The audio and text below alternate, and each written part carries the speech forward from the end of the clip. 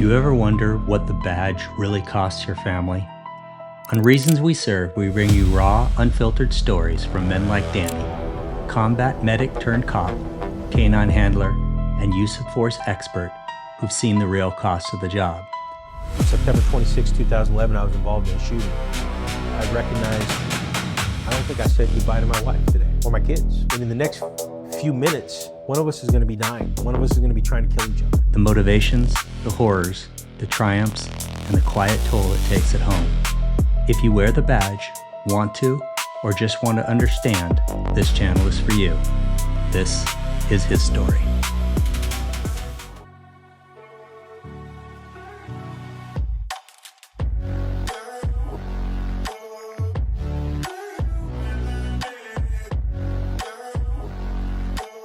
Can you introduce yourself for me, please?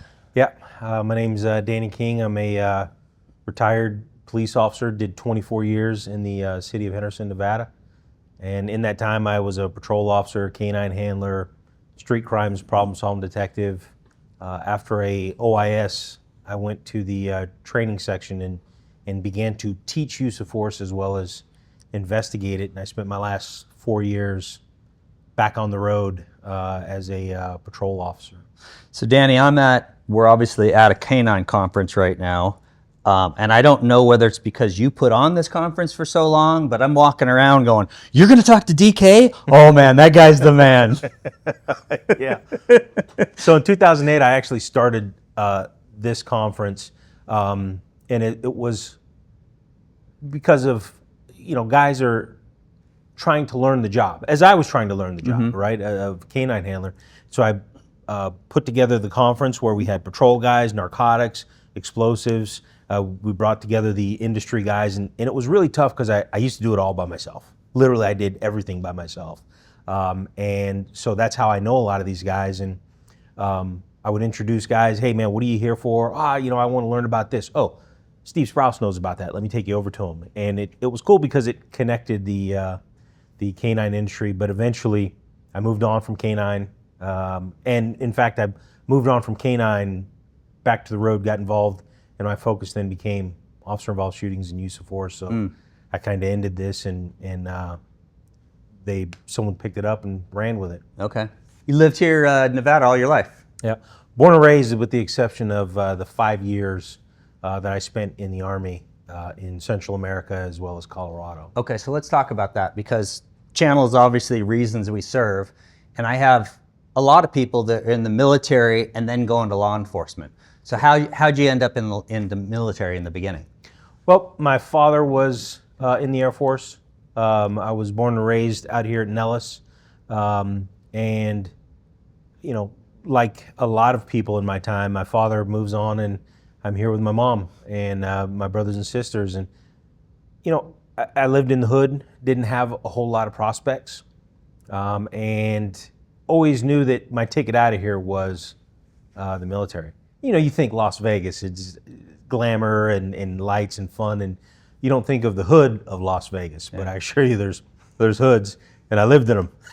Yeah, and so, when I started getting older, I recognized, hey man, I'm not a smart guy, naturally smart guy. You know what I mean? I can't tell you about Nostradamus, and I can't calculate things beyond a tip, and so I figured, yeah, I better do something. Yeah. And I knew I was going to join the military, so joined the Army. How old were you? 17. Yeah, turned 18 in basic training. 17. Had you graduated from high school at that point? Yeah. Wow. Okay. And so, what do you end up doing in the Army? So I became a medic, combat medical aidman. Went to Fort Jackson, South Carolina, and San Antonio, Fort Sam, and got shipped off to Panama, after the war in '92. And so, you're a private, you're a medic in Panama, you're going to a line company, an infantry company, right? Because that's just the fate. And by this point, I have a pregnant wife at 18, 19 years old. And so I'm resigned to the fact that I'm going to spend all my life in the jungle digging ticks out of my backside, because that's what happens in the jungle. And I speak to the sergeant major when he comes to talk to everyone. I just go, hey, if I'm going to the infantry, can I go airborne infantry? And he's like, sure, man. Takes down my name, so on and so forth. 45 minutes later, a guy walks in and says, you're going to the Medevac unit.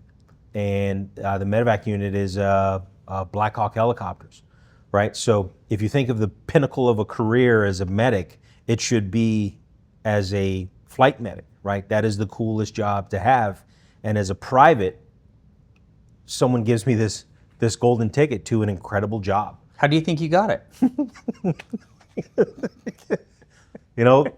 The world works in mysterious ways, and thankfully, at the point that they handed me that slip, I immediately called the unit, and I was wise enough to go, hey, I'm Private King, I'm your new guy, and they're like, we don't know if we want a private, right? Because it's not a private's job. Sure. Right? You're flying 45 minutes to the border of Colombia to extract a wounded American.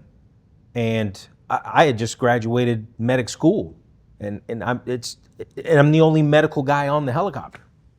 So you really have to know what you're doing, which thankfully, it doesn't take a lot to get ahead in life. And I was prepared. I had actually trained to the point where I was delusional enough to think that I could do the job, right? And make no mistake, you got to be delusional, right? If you're going to be successful, you got to be delusional. And I was delusional enough to go, hey, guys like, we don't think we want a private. I go, hey, you know what, sir, if you don't want me after you test me out, cool. But you're going to lose if you have a spot for me.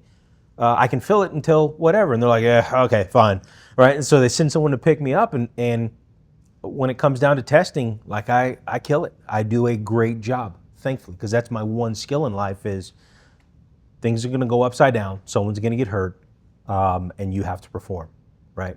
That is what I do. Was that the turning point then where they went, yeah, this guy killed it, we're going to take him? Yeah. Well, you know what? So the reality is they were going to take me all along because they needed someone. Right. Right? They needed someone to fill a slot. And if I didn't do well, there was other units within the battalion they could have shipped me off to. But I did well. They needed a person. And so I ended up doing real well in that unit and, growing up, essentially. So, yeah. So you're with them for 5 years? So I did 3 years in Panama and then came back to the Army, came back to the States at Fort Carson and Colorado Springs for 2 more years. So what'd you do in Panama? Was it just, were you really rescuing, wow. Yeah, so you would have ships that transit the canal that would come from, Africa, Europe, so on and so forth. They have to transit the canal. And the seas in the Atlantic can get kind of rough. And so ships would sink. People would come down there for vacation and get stabbed. You'd have an individual who's swimming in the Galapagos Islands, an American. And that's what the consulate and the American government is for in Central and South America, throughout the world, is that something would happen to an American and the American government would then take care of that person. So we had a gal who was swimming in the Galapagos and got her leg bitten off by a shark. And so the American government arranged a series of medevacs and got her to shore, got her to a hospital, got her on a C-130, got her to Panama, and we picked her up from the Howard Air Force Base, and we'd fly her over to the hospital. Ships again would sink, and you would go out there and you'd look for them. Divers would disappear, and you would go out there and look for them. And so lots of search and rescue. Very good time. So from 17 to 22-ish, you must have seen some, I don't want to say horrific things, but things that, holy crap, I can't believe I'm seeing. Yeah, and you know what? It's just like most things that if you believe in yourself, right? And that's what I teach a lot of guys is like, you just have to believe in yourself that you can learn and that you can do these things. If you believe in yourself and you train enough, you always hear that thing that your training kicks in, and it does. So I've managed to, I want to say pack it away or deal with it, or maybe not deal with it, because when you see these things, it's not a human being with a family member who is bleeding out. Okay, it's a patient that has a femoral artery that's open, and you have to stop it, right? And you have the technology, and you have the equipment and the knowledge to do those things. And so, you know, I don't want to say that you're a piece of meat, because you're not. But this person's best chance of survival is if you just do what you're supposed to do, what you know to do. And so I've managed to miss a lot of horror by doing what I was supposed to do and not living in that moment. Before you went into the Army, were you thinking about a career in law enforcement? No. Okay. So 2 questions then. You get out. How does that path go? You get out of the Army. How do you decide, hey, I'm going to go to the military? Or go to law enforcement, sorry. So I had, when I was in the Army, I was constantly deployed, constantly. Right, in my last duty station, nothing like what you saw in the last 20 years of war, but very close to it for peacetime Army. We would, I was gone about 280 days a year, right? And so I lived in Fort Carson, Colorado Springs, but we were deployed to Fort Bliss constantly. Or we were the only company in the battalion, which is several companies, that had Blackhawks. And so all the others had Hueys. This is the 90s. So every mission required a Blackhawk. And so we were constantly being sent on these missions in Washington and Oregon and California and things like that to assist with firefighting and so on and so forth. So I was constantly gone, constantly gone. And I'd had my fun. I had my fill, you know what I mean? Especially for a young guy. And so the one thing that I recognized, I got out actually to get into executive protection. At the time, I went through a course in Colorado called Executive Security International. It was in Aspen. And I thought I'd get into bodyguarding, come back to Vegas. I've got history in emergency medicine. And so got out of the Army, came back about a year after a high school friend came back. He was an infantryman, and reached out to me one day. He goes, hey man, you should think about being a cop. This is actually a pretty good gig. He was a Vegas cop, and ran into some guys doing security. While I was doing security, ran into some guys that were Henderson cops, and they were just neat guys. And I'm like, yeah, I'll test.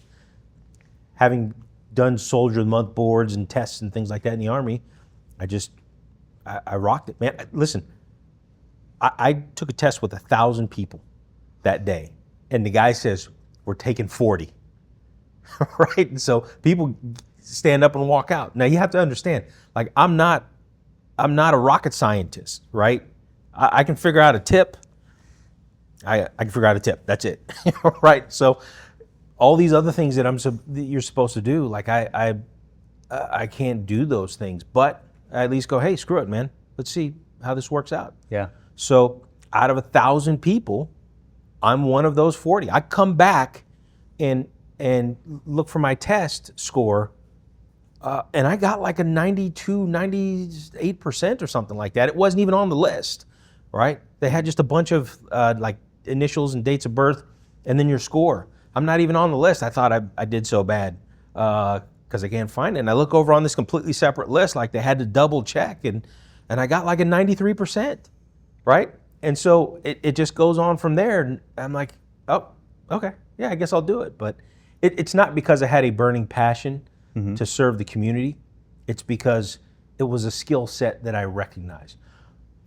As a flight medic, we were constantly going out on these operations in Colorado as well as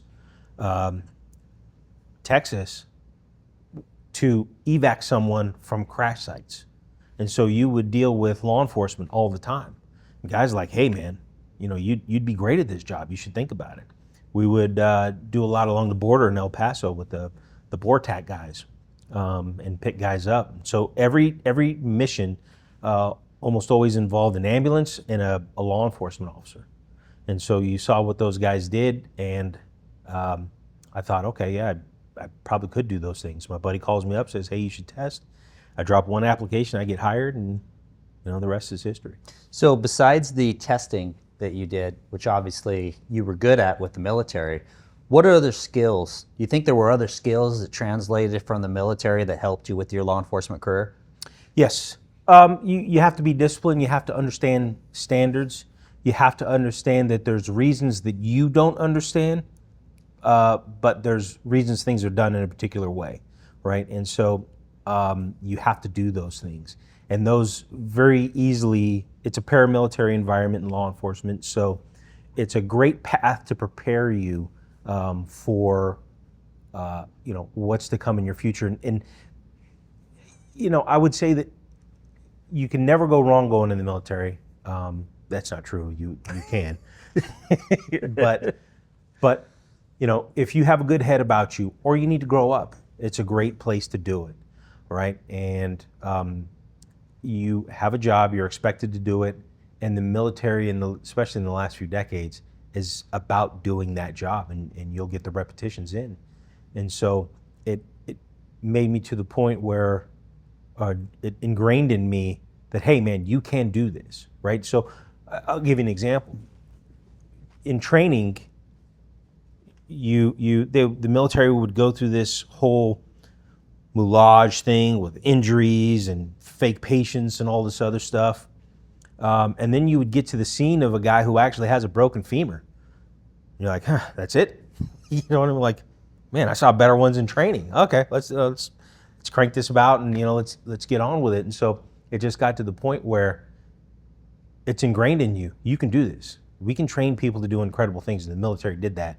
And then it was a natural transition into yet another paramilitary environment. Yeah. So you get hired on with Henderson PD in '98. Yep. Can you tell the audience where Henderson is? Because I roll down here and I'm like, hey, I got to interview this guy in Henderson, and I think I'm driving out to the desert, 60 miles away. So explain where Henderson is. So if you think of Las Vegas is actually 3 different cities and a county. Okay, so right now you think you're in Las Vegas. You're not in Las Vegas. Las Vegas ends at Sahara Boulevard, which is a couple miles up that way. You're in Clark County, Nevada. Okay, this is an unincorporated area of Nevada. But there's 3 cities in this county: North Las Vegas, and then at the very south end is Henderson. It's Nevada's second largest city, second largest police department, and it's literally sawtooths with Vegas. So you could walk across the street in a neighborhood and be in a completely different jurisdiction. So essentially, most people have heard of Vegas if they know, or excuse me, Henderson, if they've heard of Vegas, they know where it's at. But if you say Vegas, people understand that you're talking about North Las Vegas, Henderson. Yeah. So I spoke with a Las Vegas Metro guy yesterday. Says his academy is very militaristic. How was yours? Militaristic. Okay, so, and I'm assuming at that point you're 22 years old. You've just got out of the military. So being in a militaristic academy doesn't mean jack. No, it doesn't. It's a good thing. Yeah. Right. I actually support it because, you are going to see hell on earth at times as a police officer. Very rewarding career. You will not be the same when you leave as when you come in,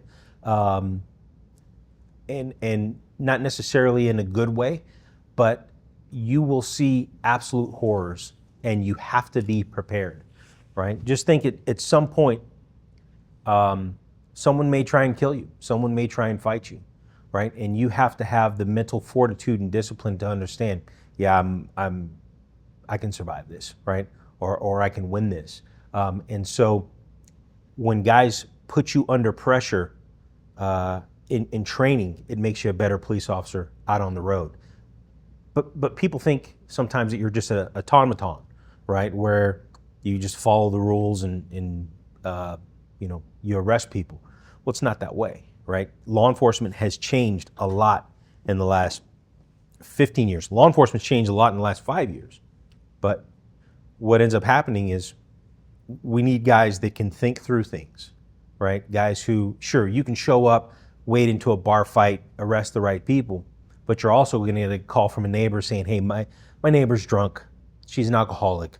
Her daughter isn't going to school because she can't get there. What do you do?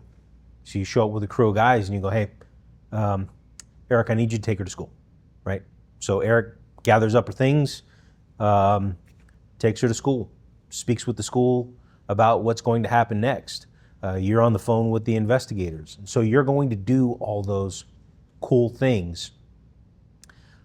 And you're not going to change the world, but you will change someone's world, right? And so, it's militaristic, but understanding it's militaristic for a reason. Since we're on this topic, tell me if you had any advice for somebody that's looking at law enforcement or maybe somebody who's just starting off. The job is going to change you.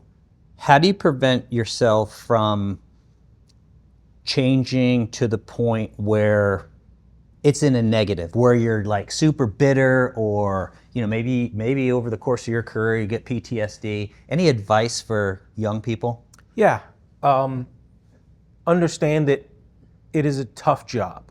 Okay, so we see the negativity of it on TV. You may see an arrogant cop, and there's reasons that those things happen, right? So, think about the average day where you are rolling up and you're seeing someone shot or murdered, right? Or even worse, you see someone in a car accident that's just, they're never going to be the same, or they're never going home, right? And then going home and your wife's upset that the trash didn't get taken out. You know what I mean? Or a child that's upset that you didn't make it to her play. Meanwhile, you're on a barricade where a guy's just killed his entire family.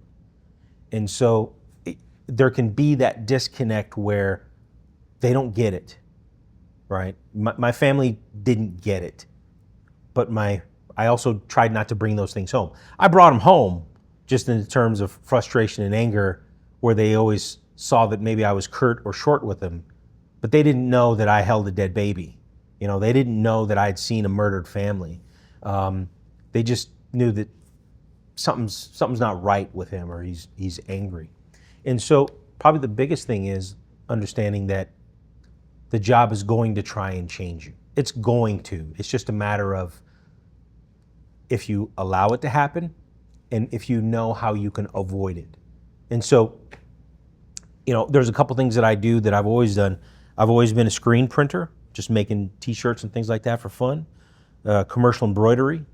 I build websites. I have all these other things that keep me grounded outside of law enforcement. And so there's a book by Kevin Gilmartin, which escapes me as soon as I said his name.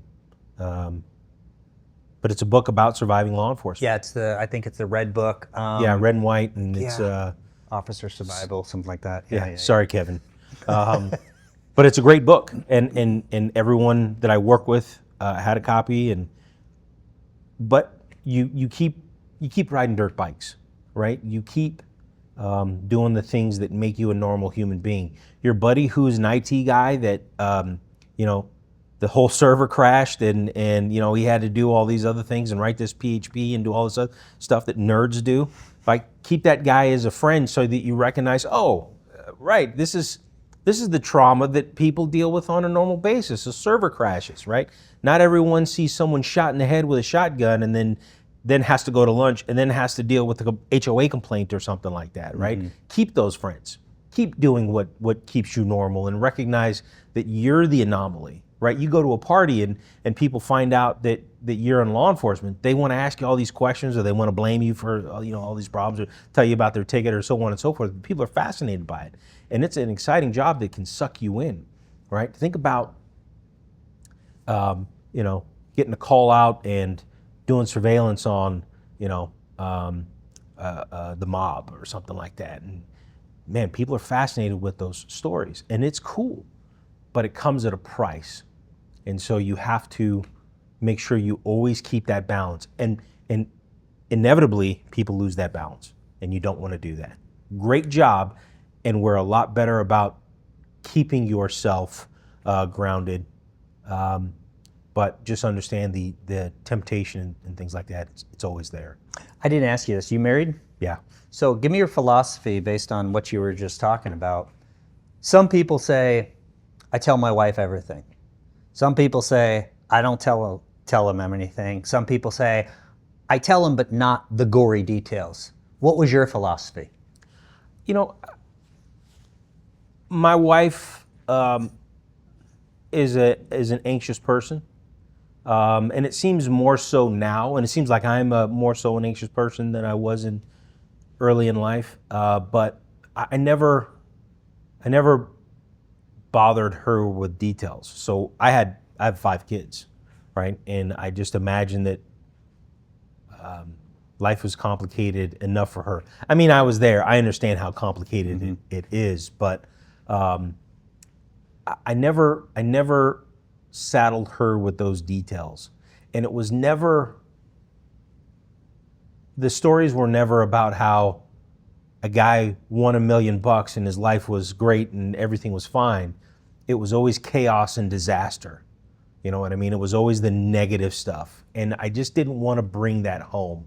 And I'm not saying that what I did was the best thing, right? Because it will cause long-term problems if your kids don't understand who you are. See, to my kids, I showed up at my house and maybe I was grumpy, right? Or maybe I had seen some things that I didn't want them to do. I saw my daughter walking along at 7, 8 years old, walking along a main road one time, waiting for me as she got out of the optometrist because I had to do something, drop my family off, then run somewhere, and then come back. Well, 2 years prior, I saw a kid run over at that intersection. And so as I'm driving up, she's running up and down the sidewalk, just the sidewalk. And I'm losing it. And people don't understand that, right? And so when I pick the family up, I tell my wife, hey, don't let her walk along the side of the road like that, right? Don't let her do what millions of people do every day, right? Because I saw something negative one time right there. Yeah. And she didn't get that. And so all they see in that is just you're upset for some reason, right? You're tired. You don't want to go somewhere for some reason. You know, you deal with the public all day long. Last thing you want to do is deal with the public when you go home. You know what I mean? And these are good people, but you just don't want the problems. And so I can't tell you that I did it the right way. I could tell you that there's repercussions, but I could tell you that my wife also doesn't have to deal with the trauma of knowing that I dealt with the trauma of, you know, whatever the trauma was that day. Yeah.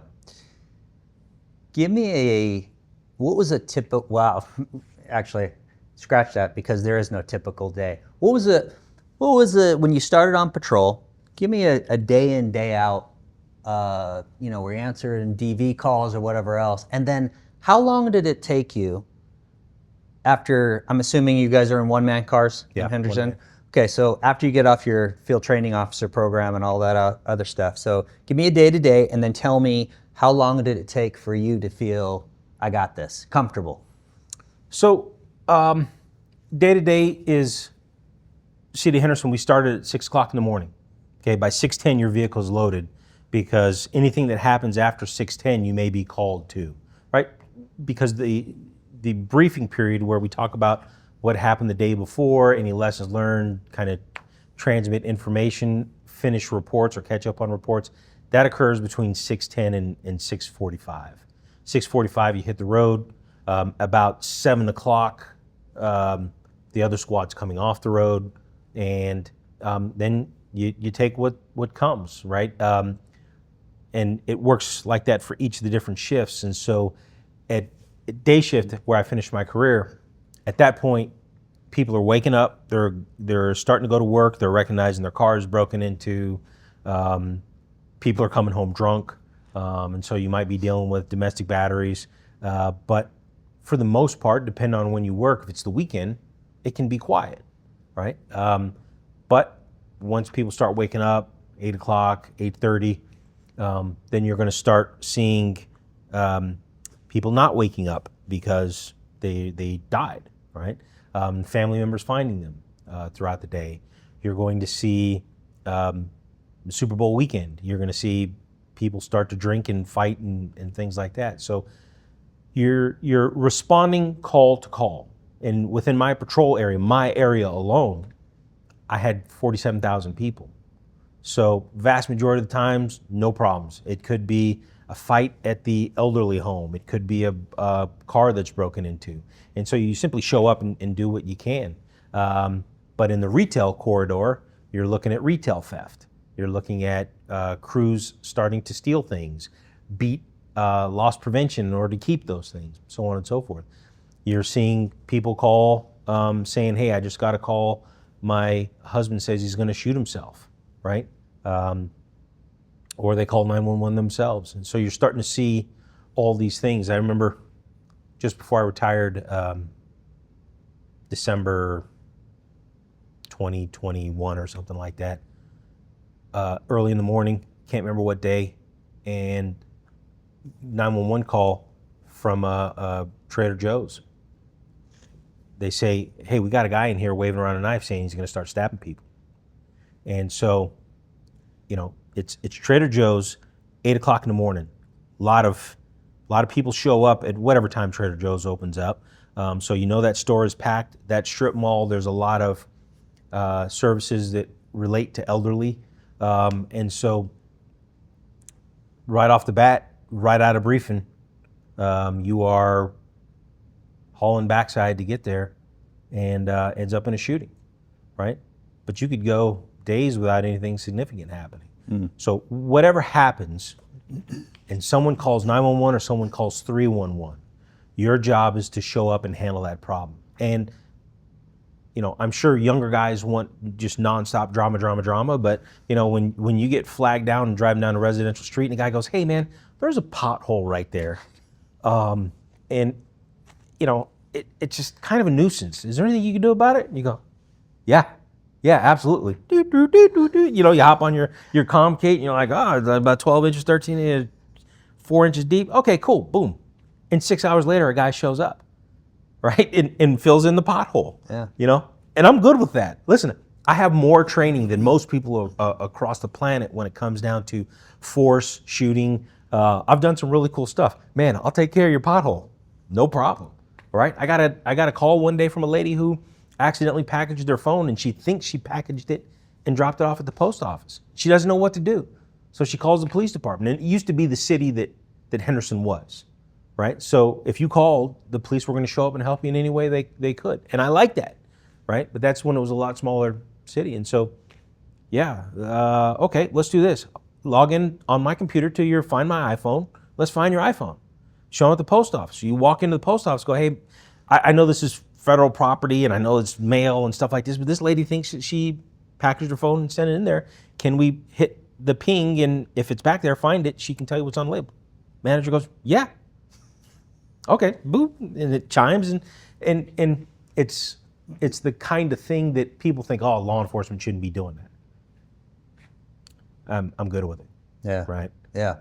If that's the biggest problem in my patrol area, okay, what do you want me to go out and start writing tickets to people speeding? You know what I mean? So how long did it take you before you felt comfortable? Well, right off the bat, you think you're good at, you know, you're going to be okay right off the bat because you're delusional. And that's probably the worst thing that you can do, you know what I mean? Especially with senior guys who just show up and do the job because they're burned out, and they don't recognize that person is just beginning their journey. So it probably about the 3-year mark, I've always been fascinated by being good at what you do. So I would ask questions nonstop. And I was out there working nonstop. Like, I signed up to be a cop, I went out and I was a cop, right? I did all those things. I made arrests, I found meth labs, back when we had meth labs, if they even still exist. Like, this is how I get good, and I did it. So at 3 years, I think I had a lot more than 3 years of experience. Because, you know, you can have a person that has 20 years of experience, and you can have people that have 1 year of experience 20 times. Right. Like they just haven't grown.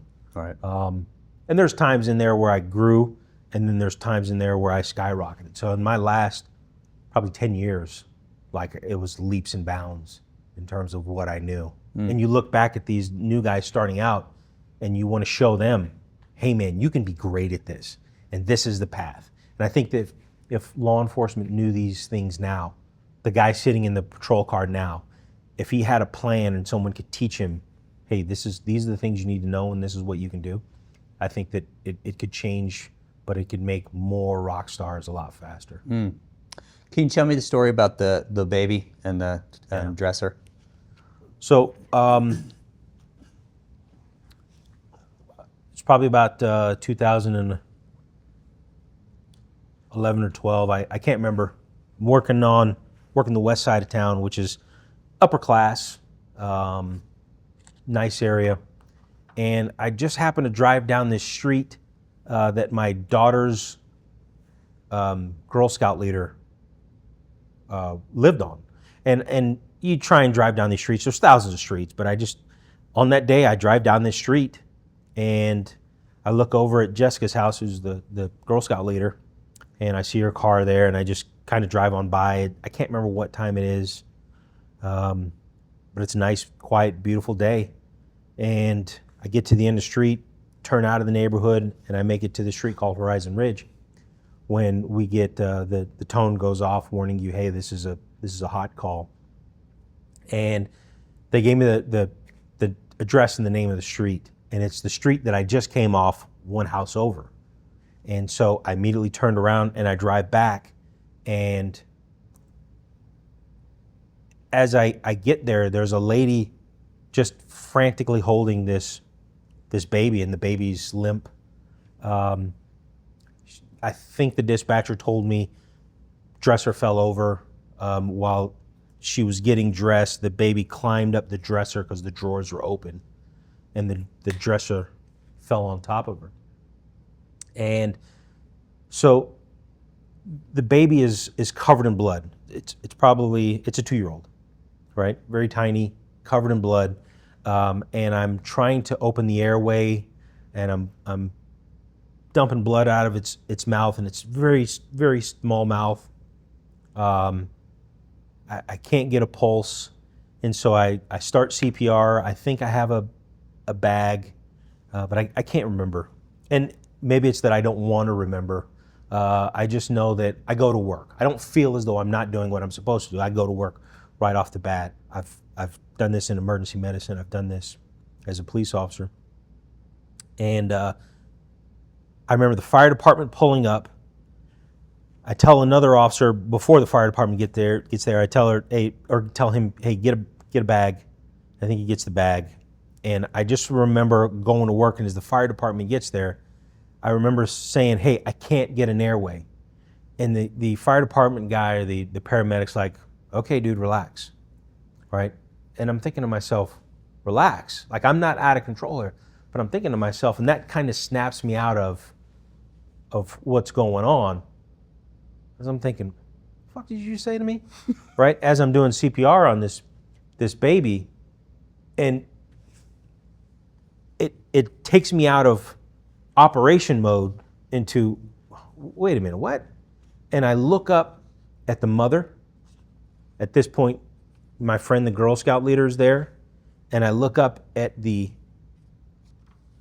fellow officer, and I can see the absolute horror on their face.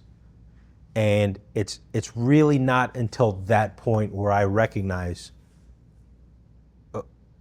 holy shit, I'm covered in blood. There's my name tag says D King, and it's covered in blood. And it's one of those things where in that moment I recognize, shit, thank God that I knew what to do. And that saved me from living in this moment. The child didn't survive, right? In fact, the child was probably beyond help the instant it happened. And it turns out I'm on the street driving past the house as it's happening. And I'll never forget it. I'll never forget that day. Other than the parts I'm sure that I want to forget. But it kind of made me double down in training and recognize I've seen a lot of things that I don't ever want to remember. I remember going through an intersection one time and I see a car turned over on its side and I see a bunch of people just standing there. And they look at me, I'm on duty, they look at me like, thank God you're here. And I get out and there's a lady face down in a pile of pea gravel. There's a guy in the car and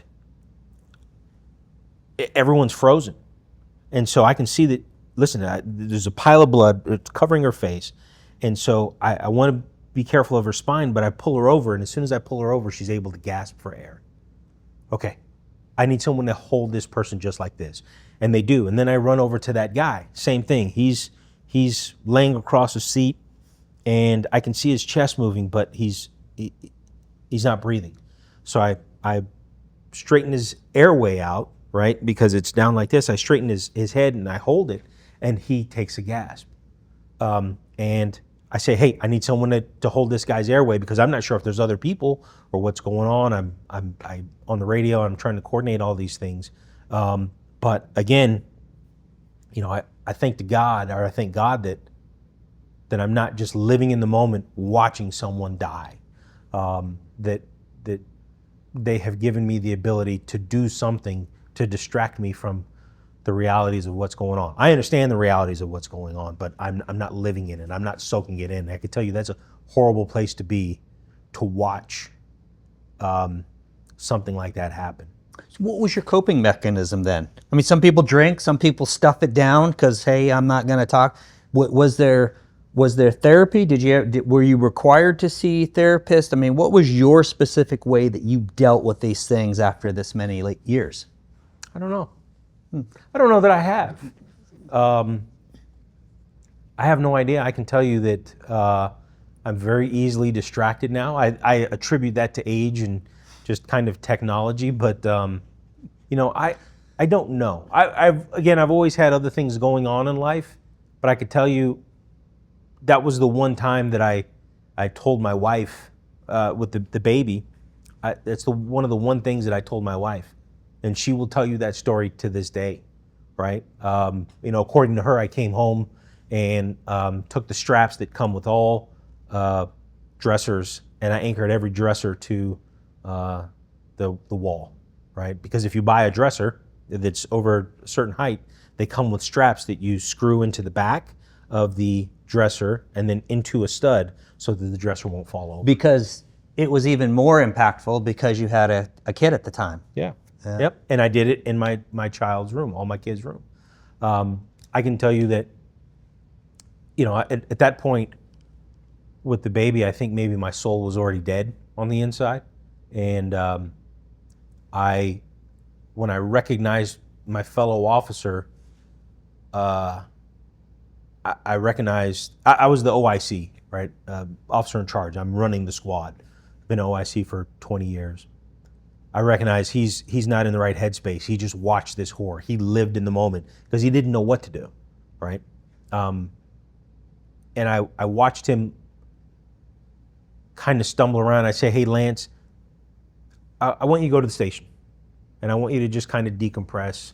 And I think maybe I talked to him for half a second, and I see him drive away, and I have a map where everyone's at in their cars. I can see it.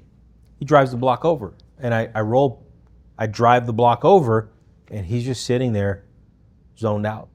So I called my watch commander. I said, hey, Lance needs to go home, and tomorrow I think he needs to go see a psychiatrist. Lance probably needed to see a psychologist many years ago anyway, okay? But the watch commander's like, well, I don't know. I go, hey, man, listen, this is what we need to do, right? I know Lance is a goofball and always has been a goofball, but Lance saw something horrific unfold. And yeah, we may lose someone tomorrow, but the reality is we may lose Lance forever. Lance may never be the same, okay?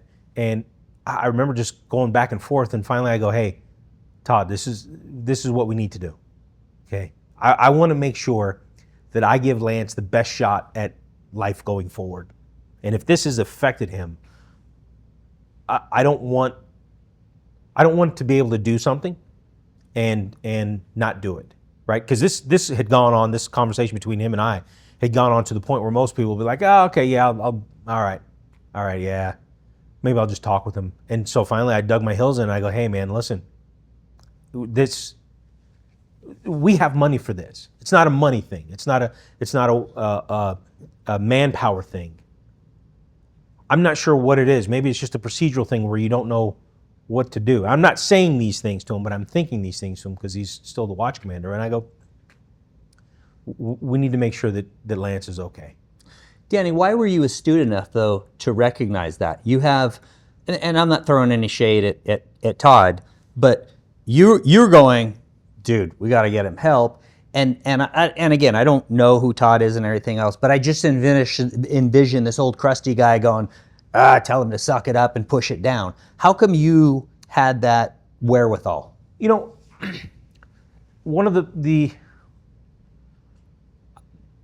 I remember there was a guy by the name of Ed Veach, and Ed Veach was a super cop. Everyone says he was a super cop, and he cared about the job, he cared about the people that he worked with, he cared about the community. And Ed cared so much that he ended up drinking himself to death to deal with it. And I remember hearing the story that one day he's just so drunk, he cranks his hot tub up to some ungodly temperature because he's drunk and he doesn't recognize it. Then he gets in the hot tub drunk and he can't get out because he's drunk. And he basically boils himself. And he causes this massive skin problem. And I kind of knew the story of Ed, and I remember seeing these Band-Aids. And I go, Ed, what's going on with these Mad Max Band-Aids that you got going on, right? And Ed just kind of laughed it off. And once Ed walked out of the room that we're in, a guy named Kevin goes, "What the fuck are you doing, man?" I go, "What are you talking about?" He goes, "He can't fucking pull those off because his skin will come off. Ed's dying." And Kevin was a good guy, right? And when he said that to me, it like snapped me into reality. Oh, now I saw the whole picture. And I recognized, what am I doing, right? I thought I was just a passing joke, but this is Ed's life. This is these old Band-Aids were the culmination of years of caring and drinking and drinking to avoid caring and all these other things, and he can't pull them off because his skin will come off because he's got every health problem in the world, and it's just a mess. And here I am poking fun at him, and he took it, because he's still a cop. And now Kevin checks me on it, and I recognize, and later on, years later, I would see a change in Kevin.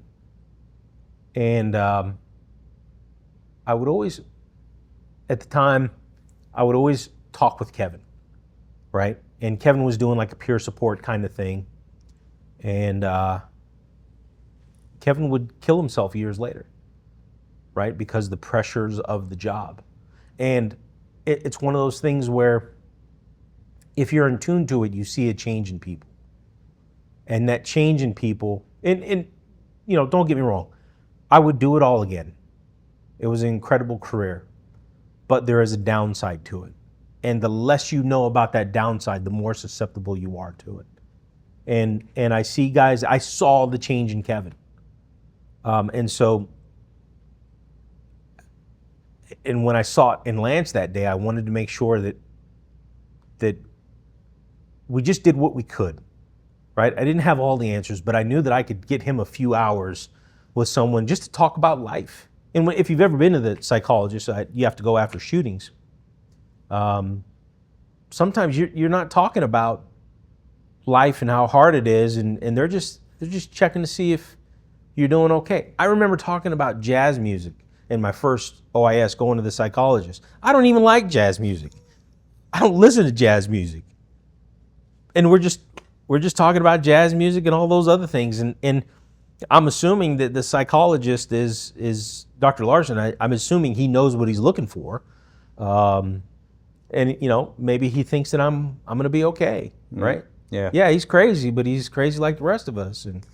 And so, I just understand that there's things that if you look for it, you will find them. And that occurs across the board in shootings and mental health and in family members, and if you're in tune. And we're less and less in tune with everything these days. Let's transition a little bit. Why'd you start working with dogs? You know what? I was always a dog owner. I had a German Shepherd from the time I can remember. And I thought it would be a cool thing to do, right? I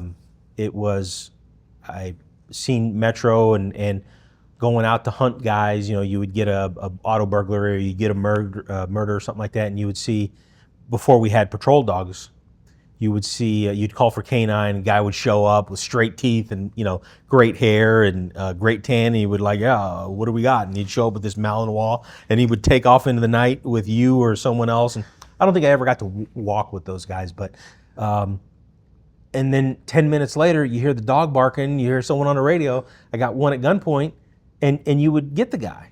And you're like, man, that is awesome. Dude, that is awesome. And so Henderson was starting up a canine unit. And I thought, hey, I'd like to do that, right? From the day I hit the road until it was time to test, I worked my backside off. And so I had all the arrests that I made of all the varying types, how much dope I had recovered of coke and crack and meth and all this other stuff, meth labs. I had arrested hundreds of people for DUI. And so I was a proactive police officer because that's what I wanted to do. And that's what society paid me to do, which is what they pay society for today, but they're getting less and less of those things. Mm-hmm. And I thought, yeah, man, that would be cool, right? So I went through training and with Metro to decoy. They would put on these decoy classes. I would go out and hide for them and take bites and things like that. And so when it came time to test, I tested with a handful of people. The guy who came out number one, not because he tested better than me, but because it's who they wanted, right? I did it, and he came out. He didn't beat me in the oral board. He didn't beat me in any other way that we were tested.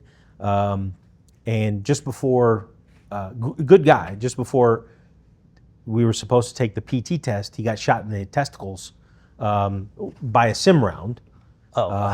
Yeah, by a sim round in training. Yeah, and his testicles swelled up to normal size, as we like to joke. And so his physical test got delayed, but they announced, okay, so long as he passes the test, he's getting it.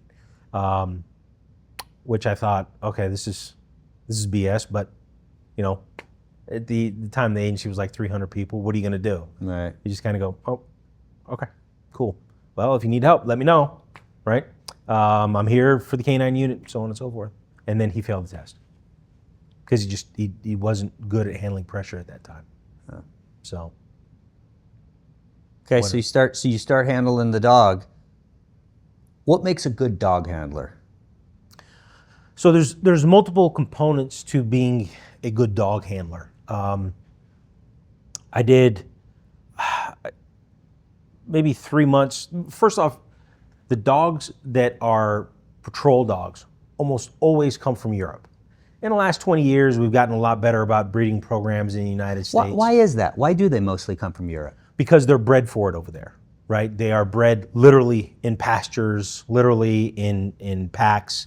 They are bred more closer to the feral working animal that you need, right? They're not the dogs that you find at the pound, right? Or they are sometimes the dogs that you find at the pound because they have aggression issues and activity issues and things like that. Those are actually probably a lot closer to working dogs because people can't handle them, right? But they're bred for that specific reason, and they take the best of this litter 2 years on, 3 years on, and they breed them with the best of this litter 2 years or 3 years on, and so these are dogs that are proven in Schutzhund and KNPV and the sports over there to have good nerves, confidence, so on and so forth, and they breed them. Whereas over here, it's just not something that we do. You know what I mean? We do more so, and there's more and more of that, but it's a very expensive endeavor. Yeah. So if you're a backyard breeder, as they say, you're going to have a hard time keeping up with the Dutch National KNPV Club, where there's just thousands of people doing these things. Yeah. So what ends up happening is those dogs are bred to be aggressive, but controllable. They're bred to be feral, right? So have you ever seen a dog grab a toy and shake it? Okay, so that's prey drive. That is a dog's genetic drive to kill prey. Now, not like a small person, but a small animal. That's what you need, right? You want a dog that's a little rowdy, what we call fight drive, right? And there's different drives, but the way we kind of make them human is you want a dog that wants to walk into a bar and fight, right? And so you pick those dogs for that reason. And so they're bred over in Europe. Usually a kennel will go over and select a bunch of dogs, bring them back, and then someone will go out and test them. So at the time, we were relying on Las Vegas. Great canine program. Las Vegas Metro would go out to Vonnelit Kennels. I'm not sure if Kenny's here, but Vonnelit Kennels, where you had hundreds of dogs, test the dogs, bring back the ones. Still probably about a 30% chance of making it through the training because it's pretty strict. But you pick the right dog who just wants to fight, that can be controlled, that is very feral. Bring them back to Vegas, and you start going through training with them. They live with you. They live at your home. You have a canine vehicle that's parked out in front of your house because you have to be able to get up and go at a moment's notice. So hundreds of hours of training, 3 months, maybe 315 hours, I can't remember. But what makes a good trainer? Is it you working with the dog every single day, establishing that bond? What separates a great trainer from you're okay with the dog? Great handler, great trainer. No, trainer. Well, I'm sorry, handler. Yeah. So you have to understand the dog, right? You have to be able to see things from the dog's perspective, what it cares about versus what you care about, right? You have to, at the same time, you have to understand how a dog thinks, dog psychology, so on and so forth, because you're going to spend more time with that dog than you are with your family. And you can screw up your first dog, and that's a saying in the canine world. You're going to screw up your first dog, right? And you almost certainly do, because here you are a police officer that's given this dog that you now want the dog to act like a police officer. And so it can create all types of issues. Like my dog's name was Arco, and we called him Barco because he loved to bark. He just would not stop barking. People would know that I was doing a traffic stop because they heard the dog, not because they heard the traffic stop. You know what I mean? So the best handler understands that they know next to nothing about the dog, and that they will screw the dog up if they do not adhere to what the dog needs and the pack mentality and so on and so forth. And trust me, when I look back at emergency medicine today versus 20 years ago or 30 years ago, when I look at dog training, when I look at training in general in police officers, we are way smarter than we were 20 years ago because of the need to be smarter. But the best dog handler needs to be a good cop. You cannot be a bad cop or a so-so cop and then get a dog, because that's like now you're a so-so cop with a stick of dynamite, right? And it's going to cause problems. And you know, when you're a canine handler, you're going out night after night, and people are making requests of you. Hey, we need you to run this dog around this perimeter and do whatever. I can't do that for this reason. Or yeah, I can do that, or you know, whatever the case is. So you're kind of an ambassador You generally have more tactical training than most people because you're doing these high risk things. You know, you get a call of, hey, there's a guy barricaded in this apartment. It's not his apartment. We think he's squatting. He's a Gulf War veteran with PTSD. Okay, we need you to go find him. All right, well, I'm gonna go get my SWAT gear, and I'm gonna get this guy who's a SWAT guy as well, and we're gonna go clear this house. No, we're not turning this into a SWAT thing. No, we're not gonna turn it into a SWAT thing. We're just gonna protect ourselves and go in and watch this house, or clear this house. But the watch commander doesn't want to turn this into a SWAT thing because he has to answer to all these people. He goes, no, listen, I'll give you and a patrol guy. And you go, LT, listen, this is what I do for a living. I spend all day, every day, searching buildings for people who have committed crimes, that have PTSD, so on and so forth. And I'm telling you, if you're sending me in there to find this dog or to find this person, I'm taking that guy, okay? If not, I'm not going in. They're like, oh, okay, yeah, that makes sense, right? And so you have to be professional about it, but you understand when you're doing these things, these dangerous things day in and day out, at some point your number's gonna get called, right? And so you're just hedging your bets and hopefully that you can make a good decision. But you have to understand tactics, you have to understand the Constitution, use of force, and that's what this system is kind of designed to look at. So we're at this conference, and I've done enough interviews with canine handlers, but I think it's interesting because they have a different philosophy. I talked to one guy this week where I said, do you keep your dog outside in a kennel, or does the dog get to be inside? And this guy was like, no way. The dog is outside in a kennel. The dog is a tool. I've talked to other that feel the exact opposite. Nope, the dog's right by me. We established that bond. It makes the dog a better police dog. What do you think? I kept my dog outside. I had other dogs. I had small kids. I remember my dog would come home, and he was a great dog. He loved being around my family the times that he was around my family. Out and kind of circulating with my family. And you could walk up to him, you could hug him, you could do all those other things. And then my family saw him at a static display where the bite sleeve came out and we were working. And it scared them to death because this was not the same fun Arco that wanted my daughter to rub his stomach and so on and so forth. And so I'd always kept them kind of at a distance for the most part. And then on that day they saw why. And it shook them all, right? Because this is this lovely, fun Malinois that all of a sudden is a ferocious animal. So I kept my dog outside. He had his own kennel. Both my dogs, I had a dope dog and a patrol dog. And there's a lot of variation in the canine world, but I kept him out. Other people, I had a friend who had his dog inside and lived as though it was his dog, and then one day it bit his daughter in the face. So it's not just a matter of is it going to be dangerous, but it's also a liability thing. Okay. So I think it's interesting.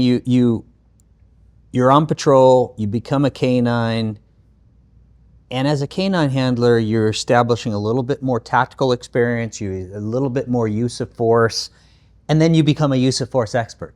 Sure. So how'd you fall into that? Because it seems like kind of a natural progression for you. Yeah, you have to know what you're talking about because you have to know at an instant, as well as any police officer, you have to know at an instant, can I do this? Do I have legal standing? Is this the right thing to do? So on and so forth. So as a patrol guy, you are going out to find this murder suspect, robbery suspect, or whatever it is, as a canine handler. And you have to know instantaneously, if I find this guy and these things happen, what do I do, right? And so you're teaching at the academy. You have to understand if you can use force or you can't use force. Some places, Nevada isn't that bad, but California, almost every canine bite ends up in litigation, right, for years. I recently spoke with a plaintiff's attorney who sues cops. There's a bite where a dog bites a guy and it ends up being on the neck. Very rare, but it ends up being on the neck. And the handler appears to tell the dog ouse or out or to release, and the dog doesn't do it. Okay? And so it takes what it appears longer than normal, not knowing the facts of the case, appears longer than normal And, of course, this guy's vocal cords then are shredded, and he was just reforming his life, and he was in the choir at church, which, as I think, he was reforming his life, actually, and he was, in the choir at church after prison and all those other things. And they get the officer in a deposition. They ask him, hey, does it normally take this long to get your dog out? And the handler goes, no, I don't think so. No, it's kind of an anomaly. Yeah, it took a little bit longer. So then the plaintiff's attorney goes back and gets like 6 years of dog bites, videos of his, and is able to show he's consistently had a problem releasing. The dog's consistently had a problem. And so I can imagine the city at this point is scrambling to settle that case. But here you have video of the dog doing over and over again what it said. But the reason I say that is because now we're at a point where we can track these things over time. But I have my fun with canine. I've no longer having fun. I'm running circles around everyone, right? I am finding guys. In my last year, I'm doing a lot better than everyone else is in finding people, finding dope, so on and so forth. But I'm over it, right? You're constantly on call out. You're constantly being called away. You're making a ton of money, but it ends up being, it's a lifestyle. And so I'm fun, or it's fun, but I'm done, and I want to walk away from it happy, right? I'm jaded at that point. Mm-hmm. It's still fun, but I want to walk away. And no one walks away from a primo assignment like that. And I'm just like, hey man, let someone else enjoy this. And Craig ends up replacing me, Craig Mancuso, the guy that you met. So I come out, and it's not until 3 years later that I'm actually involved in a shooting. And at that point, that's when, having worked patrol all hours of the day and night, canine, SWAT dog handler, problem-solving detective. I'd done so many different assignments.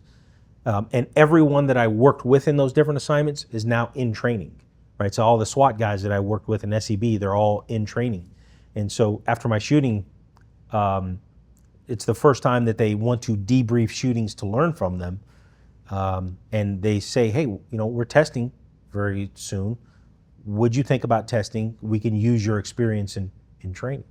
So I test and I make it and end up investigating shootings and things like that, and training guys for shootings. Okay, so you become a use of force expert in the training section. Yeah. At that time, I'm the subject matter expert in training. Now since I've left, I've worked in the courts as an expert occasionally. Right. Where along your career then is, you work a little bit of IA investigations? Internal investigation, yeah. Okay, so where along in your career, is that before training or after training? It's in training. In training. Yeah, so what ends up happening is we start off training guys in force, case law, shootings, firearms, things like that. And then it gets to the point where we have a brand new chief. And that chief says, hey, as the use of force guys, we know that you are, that people respect you. We want you to tell people to go out and do their job. Go do police work. Because remember, at this time, Eric Garner's happened and Trayvon Martin, all these things that are gathering national attention.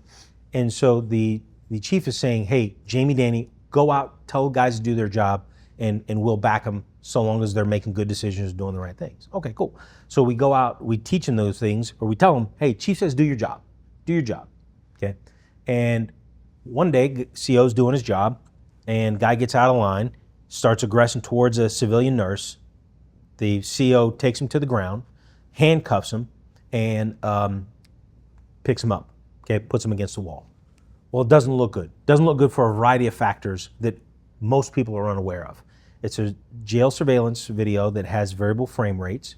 So based on those variable frame rates, it takes a smooth motion, hey, come over here, and it makes it look violent because there's not all these individual images in there. Not only that, it's a trained tactic, but we don't know that. So they put a guy on admin leave, the chief is out of town, and the deputy chief comes down, Todd, and he says, hey, we're gonna put a guy on admin leave. We want you to We want you to review this use of force. Tell us what we're looking at. Well, we knew enough to know that, hey, these guys aren't specialists in this. They don't know. And we were just starting out as specialists. We tell them, hey, see if you can get us that video sooner than later. But the guy had been put on admin leave, whole email put out to the department, hey, this officer's been put on admin leave, so on and so forth. They give us the video and we're looking at it and we're going, okay, what are we missing, right? What part of this are we missing? And they go, no, that's the video. I go, okay, but what is it that he did wrong? Oh, well, this just seems excessive. I go, okay. And you kind of walk them through it. And so ultimately, Chief comes back from vacation and we had enough of a relationship. It's about 400 or 500 man police department at that time. We have enough of the chief or relationship with the chief. We walk in and we say, hey, Chief, can we talk to you for a second? You told us to go out and tell guys to do their job. We put a guy on admin leave for this, and we show him, and he looks at it and he goes, my God, we've just burned our bridge, right? Or burned a bridge because this guy's done nothing wrong, right? He's done nothing wrong. It just looks bad. So he goes, you're right. From now on, you investigate all uses of force. No one gets put on admin leave for force unless you review it. You guys review it. And so that then sectioned us off, made us our own unit. And the chief that day calls that guy at home and says, we failed you. You have to understand what the process is. The process has to play out, okay? But as soon as the process is over, you're coming back to work with a full apology. And so the guy gets his phone call from the chief and he goes, hey, thanks, Chief. I understand. All is forgiven. I get it, right? And as soon as the investigation's done, that comes to our office and we explain step by step how it is. But so ultimately, it's a new sectionalized unit within the training section responsible for knowing everything there is to know about force. But Danny, that seems really heads up of that chief. Is that unusual though? Yeah. Yeah, so I mean, it just seems like people are put on the bricks for a long time and it never gets resolved. You never get an apology. They just suck it up, buttercup type thing. Yeah. Well, think about it. Chief of police, the most knowledgeable person in the police department.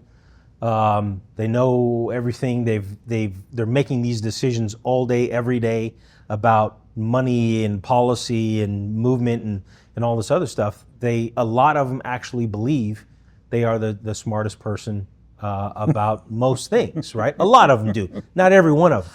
I've worked with great chiefs that I would bend over backwards to never fail. I have a friend who just retired after 40 years law enforcement, Chief Ken Wallentine out of West Jordan, Utah. Great guy.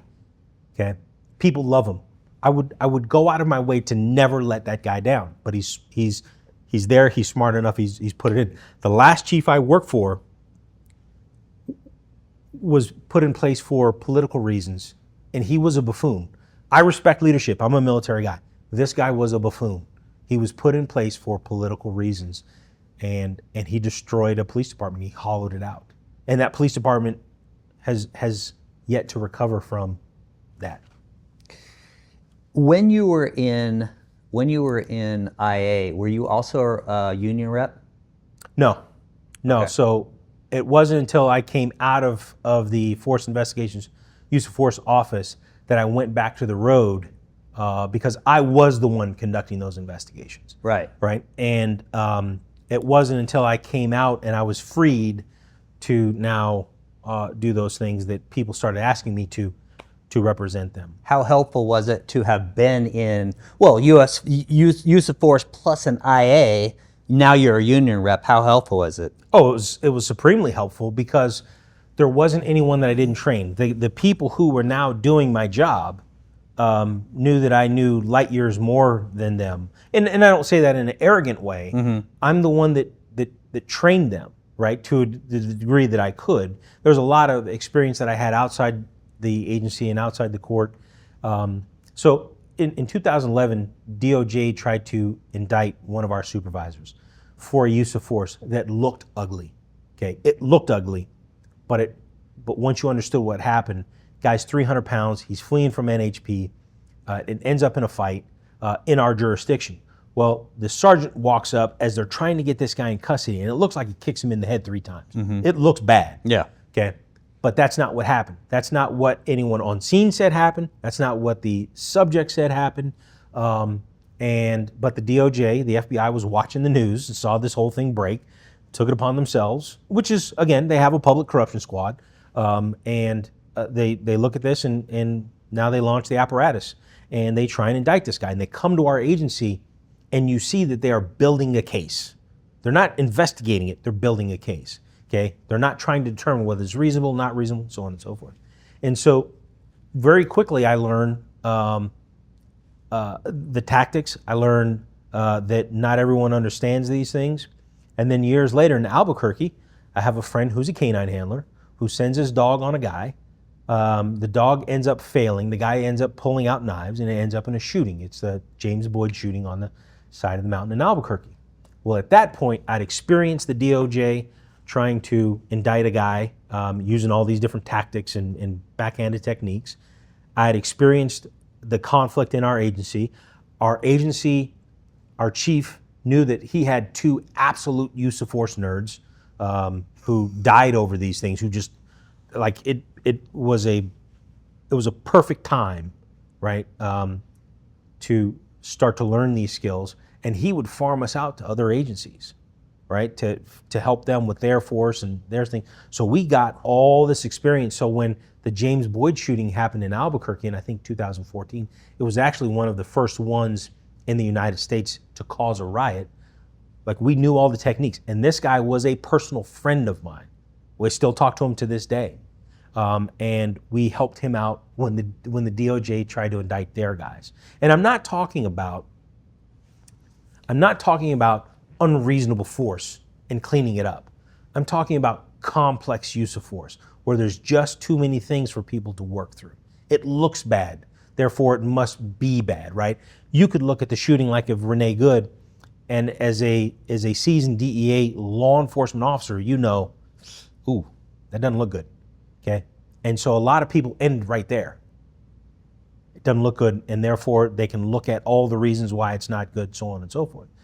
Well, there's this emerging field, what I call complex use of force, where there's just too many issues for the viewer to sort through to understand why it's reasonable or not reasonable.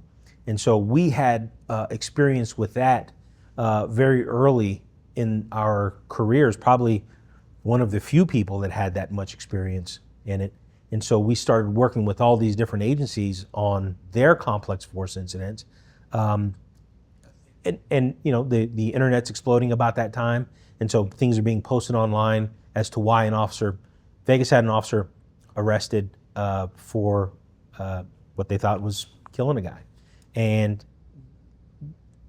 we had forensic video software that we let their people use, and we had seen the declaration of arrest of their officer. And we pointed out a handful of things. Hey man, this is incorrect. This is legally incorrect right here. This is incorrect. This is incorrect. And the officer's coworker said, yeah, I don't get involved in things that I'm not 100% sure of. Okay, that's not the legal standard, right? But they use that as a way of showing that the officer was wrong. That officer had more than enough RS, which they said he had no RS to even detain this person. There's a variety of factors that occurred where he never seized this individual. They said it was an unlawful seizure. Legally, it was not a seizure because the guy ran off. And just a whole bunch of factors that we were able to point out that agency was completely unaware of, but they faulted the officer for, right? We were able to show them in that time, and they just go, we'll see what happens. Is this the same chief that issued the apology to that other guy? Yeah, that farmed us out, yeah. Okay, yeah, so... Not the last chief I worked for. Last chief I worked for was a buffoon. Yeah, but this is still the good chief. Man, it seems unusual to have a chief go, I got 2 nerds, I'm sending them to help. Yeah. Is it unusual? I don't think it's as unusual. He was a very proactive police chief, good guy, ended up getting terminated because of politics, and that's where the agency kind of took a nosedive. Mm-hmm. But It was abnormal, but I can tell you that it's one of those things that that it benefited the city of Henderson, and it benefited him personally, as well as professionally, and it benefited, quite honestly, police work because of what happened then. And I always made sure to tell him, "Hey, Chief, I got a call from the Queensland Police Department about a shooting where they were going to terminate one of their officers and possibly prosecute him." And I was able to explain to them how that wasn't the case, how this officer didn't fail, so on and so forth. And I just want to let you know that it's because you put the faith in us, because of your leadership, that we were able to help that officer in Australia in the Queensland Police Department. Wow. Thanks us for it. Wow. And it meant a lot to him, right? And we would always do those things. We would always let him know, "Hey, Chief, this is what happened. Thank you," right? And so ultimately, over time, it led us to being able to consult in very complex use of force incidents. I've got some additional questions about IA, but since you brought it up, the Renee Good, let's chat a little bit about that, because I never thought that was right. I mean, I looked at it and went, yeah. I mean, I'm of the opinion that when something breaks on the news, give it like 3, 4, 5 days, and let's see the rest of it come out. And as it came out, all these different angles of and then there was the video cam from the phone itself. But break it down for me for a use of force thing for that incident. What was your take on that? Sure. So if you don't have a preconceived notion about policing or use of force or anything, and the first thing you hear on the internet is a lady saying, "This guy's a sexist pig and he killed her because he's sexist." Mm-hmm. Well, if you have no preconception, those things matter, right? And so there's thousands and thousands of people online saying all these things about policing, right? About Agent Ross. And it swayed the public narrative very quickly. And that's the way policing has been, and it's the way it's always going to be, quite honestly, because I can have my opinion, you can have your opinion, and it kind of is what it is. But here's what I think in a 50,000 foot view. Keeping in mind, I do expert work, and I spend 60 hours, 100 hours on these cases, analyzing the facts to understand that something occurred in 1.3 seconds, mm-hmm. and why what occurred in 1.3 seconds. And so I don't have all the facts, but I will tell you this. Agent Ross walks around the car. If you've ever done something like that before, you're gathering intelligence. You're either gathering intelligence or evidence. Okay, I've done this before. He's walking around the car to get the card, to get the stickers, to get the face, and he's doing it for intelligence purposes, or to later send out a bulletin, or to put a case on them for interference. But I believe at the moment that he's walking around the car, he doesn't think that Renee Good's gonna do anything bizarre. Okay, so you see in these videos, and I've seen thousands of use of force videos, thousands and thousands of use of force videos. I've seen in these videos where you can tell an officer's intent, their mindset, by their actions. If a police officer stops someone on the side of the road, believes they have a weapon on them, and they're presently dangerous and armed, that investigation as to why they stopped them completely stops, and the focus becomes whether they're armed or unarmed, and you see that, right? Well, I think Agent Ross is just walking around the car to gather intel, maybe evidence, put a case on her later on. So then he goes back to his car. Well, the second agent then comes over, the second set of agents comes over, tells her get out of her car. And he says one thing that's very critical: get the fuck out of your car, okay? And we'll come back to that, and here's why this is important. So Agent Ross leaves his car, and then he's just gonna transit in front of the car again to go assist, film, do whatever he's going to do. We'll talk about stepping in front of cars and so on and so forth in a second. So I think he's just walking in front of the car just to go back because he doesn't think that Renee Good is a threat. Well, as he's walking in front of the car, Renee Good throws it in reverse and does what? She points it right at him. She points the front of that car right at him. If she wanted to leave, she could have just put it in drive and left, okay? She could have put it in drive and went the wrong way. She could have put it in drive and went straight. She could have done all these other things. But as Ross is walking in front of the car, she puts it in reverse and aims the car at him. Okay, and you can see Ross, if you slow down the video, which is a whole nother issue, you can see him start to turn sideways. Very important. At the moment that Ross turns sideways, the car doesn't start rolling, the car starts rolling when the wheels are completely straight at him. It starts rolling towards him, okay? And so, slippery surface. He's lived in Minnesota apparently for years, so he understands this. I lived in Colorado for 2 years. I can tell you that you don't just take off running in the snow or on ice that you find, because you will hurt yourself, right? And especially now that you're older, you will hurt yourself seriously, right? I can go like this, and I remember reaching up for a coffee cup a couple months ago, and I thought I'd been shot, right? And all I did was reach up to get a coffee cup, and then something happened where two nerves connected or bones or whatever, and I'm looking around for a sniper, and it's just, oh, no, it's like I'm an old Russian helicopter. That's why that happened, right? So, the car is coming at him. So when he fires the first round, you have to remember that decision was made a third, half a second prior, okay? And he's only carrying it out. So if you look at half a second prior, the car is coming straight at him. The other thing is, it's like what we call a psychological refractory period, where once you fire, you cannot stop firing. And we've done this thousands of times.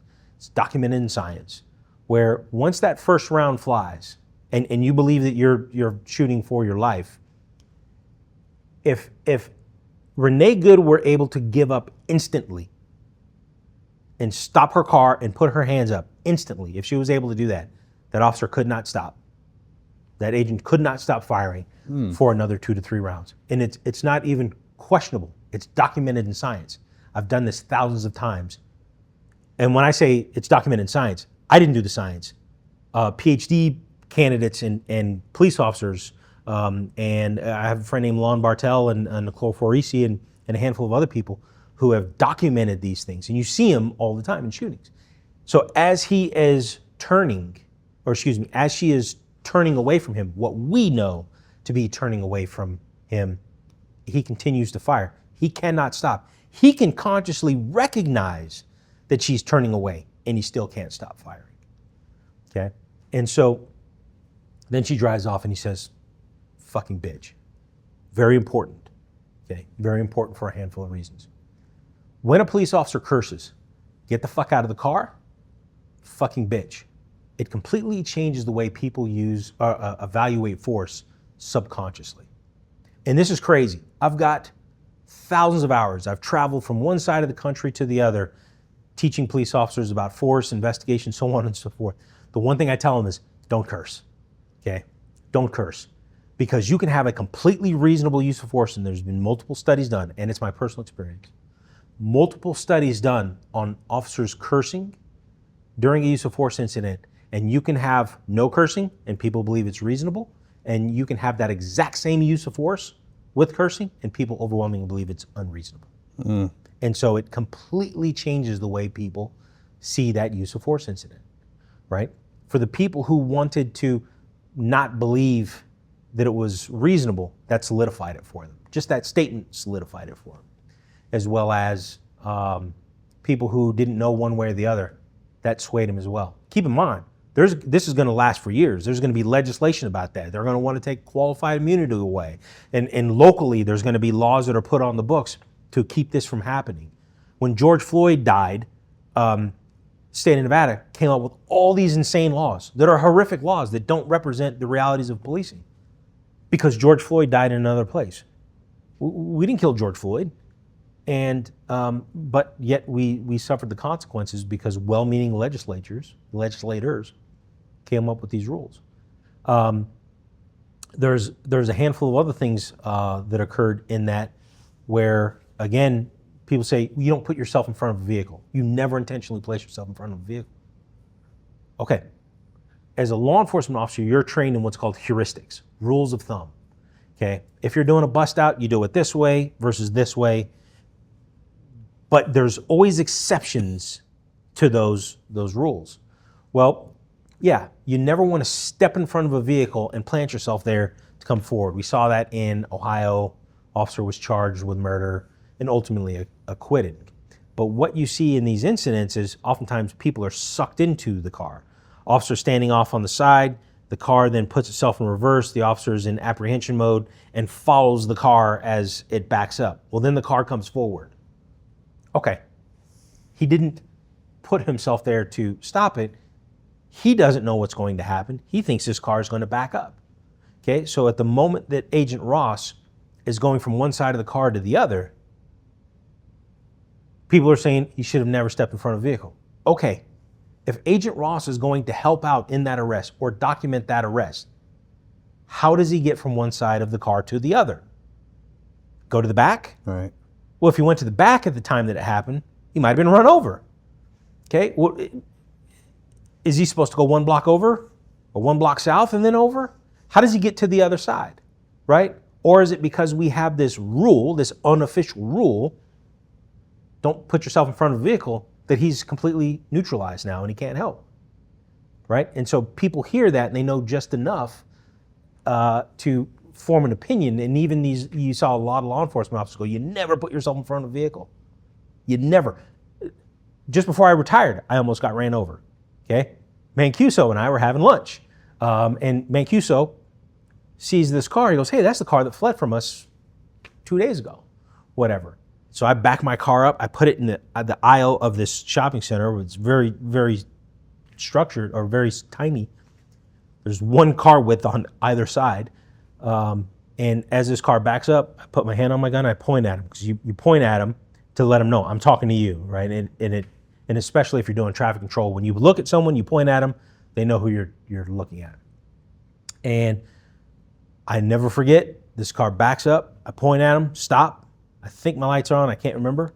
And I remember looking at the driver and I could only see his eyes. And I could see the brakes come off. I could see the front end rising. I can hear the engine. I can feel the engine. I can hear the gravel being crushed under the wheels. I can hear it happening faster and faster. And the car is coming towards me. And I remember diving out of the way. And as I'm running out of the way, I see the car start to turn away from me and towards Craig. And I never forget, I turn around because now I'm scared to death they're going to hit Craig. And in that moment, you recognize there's nothing you can do. Nothing you can do. And I have a moment of dread because I know his wife, I know his kids. I think Craig's going to get run over. So I'm no longer concerned about me, and that's a point that I stopped kind of assessing because I just saw the car turn. I turn around and I yell, Craig, get out of the way. Well, Craig's smart enough to know he's getting ready to get run over. And that car, I look through my driver's window, out my passenger window, and I see the front of the car, and then Craig is gone. And I'm thinking to myself, holy shit. Holy shit. And then he just pops up like, whoa. He's from Long Island. He's like, whoa. And I remember I immediately start laughing like, man, I thought you were dead, but you're not dead. So this is kind of funny now, right? But in that moment, it was very serious and you have next to no control. So, you know, when you look at Agent Ross and you break down the component factors, there are probably about 100 people in the United States. I probably know 15 of them that can look at those things and go, yeah, listen, this is sad, but this is the science behind what happened. This is the human performance characteristics behind what happened. These are the myths surrounding use of force. And you know, I can't tell you that it was reasonable, but I can tell you that everything that you see in that instance is completely normal. Okay, if I'm standing right here and I point a gun at you and you shoot me and kill me instantaneously, you're not gonna know that you hit me. The first indication that you hit me is that I fall. Okay, and then so when you see these OISs, you see the person fall, and then you see 2, 3, 4 rounds. Okay, because the person again believed that they were going to be injured or killed, and they start firing, and they don't have the ability to assess whether they've hit that person or not. They just come to a realization that the guy's now on the ground. If you hit me and I start falling over like this, what you'll see is bullets. If I miss, you'll see bullets sloping down against the wall or a car where it tracks the person down. And I have videos of it. It's completely normal. So as that car is turning away, even if Agent Ross recognized it, he's still involved in what's called an interceptive timing task, where it's human behavior. He's continuing to fire and track, as does happen in shootings that are completely unquestionably legitimate. But because people don't spend any amount of time seeing these things and investigating, they don't understand it. They just think it's murder. I've seen nonstop law enforcement officers get on there and go, that's murder, that's murder. Gosh, it's fascinating. I've never heard that before. Because you know how it is. It's like, why didn't you shoot him one time? Or why didn't you shoot him in the leg? Or it's like, man, it doesn't really work that way. But I had never heard the multiple shot. Yeah, I'll send you videos and you'll see that it's completely normal. Okay. IA, so I talked to you, I talked to Marlon, I've talked to another guy in San Diego. Do you think this is fair? Do you think this is true? Because you don't seem unreasonable. Marlon didn't seem unreasonable, the guy in San Diego. But as a general rule, there's this, I don't want to say myth, but there's this thought process out that a lot of guys that go into IA are assholes or don't know the job. What do you think about that? No, it's not my experience. I've met assholes in IA, but I've met assholes in patrol. It's one of those things that you come into the job understanding that there's going to be a professional standards investigation, right? And having been in the system, I now understand that 99% of the time, and I teach a class for people going to internal affairs, or I teach a class on going to internal affairs. This is not personal, okay? I had a friend who she was very aggressive, but she was a naturally aggressive person that rubbed people the wrong way, okay? And then she had to confront her colleagues about doing wrong, okay? Which made her uncomfortable, which made her more aggressive, and she had this kind of attitude about, for lack of a better term, being a bitch. And she really wasn't, right? It's just how she handled the pressure and who she was naturally. But that's how people took it. Yeah. So overwhelmingly, I've worked with nothing but reasonable people. The problem is that in the internal affairs system, it isn't always your job to, as the IA investigator, to come to a conclusion, so much as it is to say, this may be a policy violation, or this is a policy violation, or it's not. Sometimes, a lot of times, there's a gray area. And so a vast majority of the people, they're reasonable people. They have a job to do. They see misconduct. You think you work with, people think you work with crooked cops who do shady stuff, right? And that's not the case. Like, it's not tolerated in most agencies. That gal calls me one day because she knows that I investigate force, and she goes, hey, listen, I hate this guy with a passion. I hate him. But I think I'm being biased. Would you review this video and tell me, am I wrong or am I on track? Okay. She's reaching out to me. Let me look at it. And it was stunning to me because what I saw on this behavior, I don't want to call it corrupt, but it was unconstitutional. Okay. This guy was not doing things the way the law says they must be done.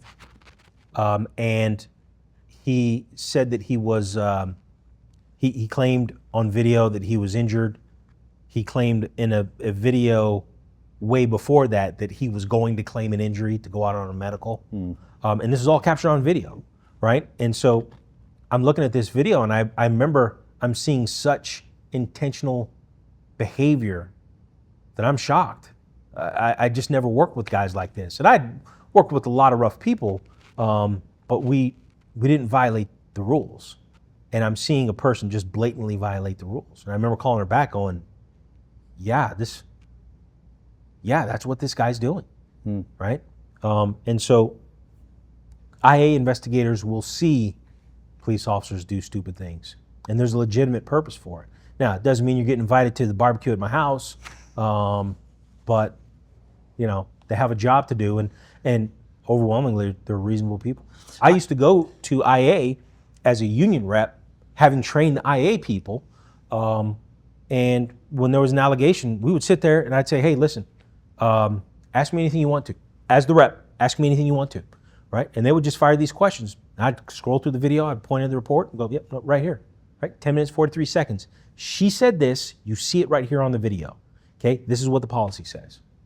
Do you believe that that's a policy violation? No. Okay, and make up a reason that you think it's a policy violation, right? Because when I walk out of here, I don't want anything hanging over her head as to why we're here.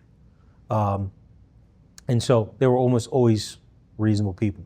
But it got to the point, and here's the other side of it, it got to the point where I was disproving all these claims, because there's a lot of falsities and biases and myths when it comes down to force that they kind of believed, or that the admin wanted it to be the case, right? And so when I'm talking to the IA investigators, the union rep, I'm saying, hey, listen, the chief of police wants to punish her for this reason. This is why this is not okay. This is how they violated policy, so on and so forth.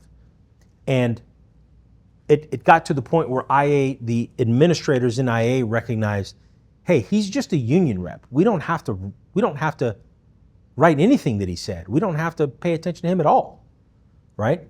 So then I figured out, okay, cool. So then I started writing things down, giving it to the person.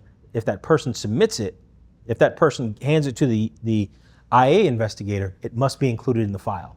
Okay, so what that ended up doing is it may not have changed the outcome of the case, but now here's this evidence that if it goes to arbitration, it's going to prove that on this day we disproved it and that the chief of police just disregarded it, right? Yeah. And so now they were stuck with it, but it got to a point where, or it very early on, once they figured out they don't have to listen to me, that now people that I went to IA with, they were getting sustained for things that they didn't do because they're under no obligation to, for the most part, to consider the points that I made. I'm not making wild points. Yeah. I'm just saying, no, hey, listen, the route that she was sent to internal affairs is a violation of policy. You can't do that, right? And so it just ended up, you know, making them a better police department, as I say. How often, give me a percentage, can you break it down, complaints that come in from the public, you did something bad, right? How often are those actual, real, legitimate things? Rarely, almost never, especially when it comes down to force. Now, if you say, get on the fucking ground as a police officer, there's a policy that says you will be professional, so on and so forth, okay? And most people don't think that's professional. So that's pretty cut and dry. Mm-hmm. If we have a policy that says you can't drive stun someone with a taser, and you do it in high definition on camera, okay, you did that. Right. We're going to IA to say that you did that. Right. But 99% of the time, a citizen is angry about something. And they're just angry. There's not facts attached to it. There's not any type of evidence. I got called one time by a patrol officer. The lady says, I want your supervisor here. You profiled me. Okay, so I roll up. It's a black dude. I go, hey ma'am, officer told me that you believe you've been profiled. Yep, I do. She's got illegally tinted windows that you cannot see anything, black lady. I go, okay, I want to fire her for being racist. What is our best evidence that she's racist? Well, why did I get stopped? Well, she's got you on video going 65 and a 45, right? But what evidence do you have, right? As a black man, I'm here to tell you, okay, cool. It's not okay to profile people. what can I use to use against her? Center I Internal Affairs. And the officer's eyes are getting big at this point. Like, this is, yeah, I get you, sister. Let's get her fired, right? And I go, how do you, what can I use? And she goes, I don't know. I just feel like I've been profiled. I go, okay, but did she see you and turn around? Did something else? Because we don't have speed rate, or not the radar setups where you can move and moving radar, I guess it's called. We don't have those things, right?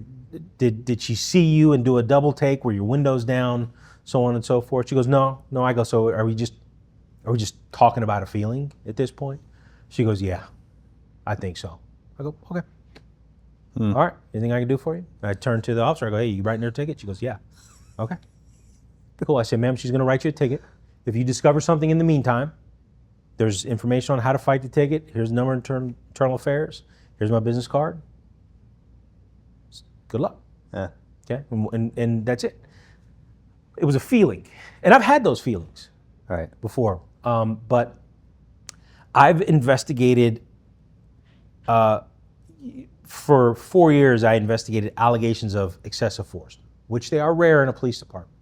But we investigated every one of them, and it took us probably a solid 40 hours to investigate every single allegation, and maybe to the tune of 5 or 6 a year.